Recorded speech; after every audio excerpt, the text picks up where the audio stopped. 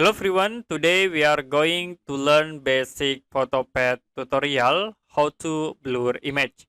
We have this example image, and if you want to blur, you can go to effect menu, click this effect and then click blur icon. Will be show the blur option in the rec bar. You can blur with standard blur, spin blur, zoom blur and motion blur.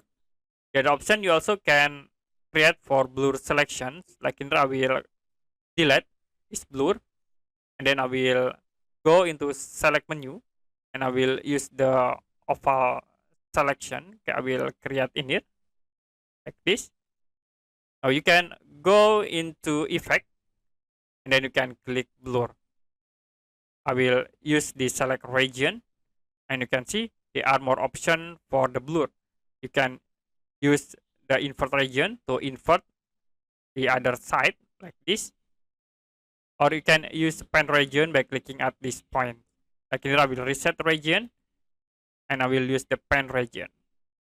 So you can setting for brush, use default. I will click and in here to make into default image like this. And then you can change the blur options, like I will set into spin blur and it be automatically spin. Okay, that's it for a basic PhotoPad tutorial how to blur image. If you have any question about tutorial, you can comment below this video.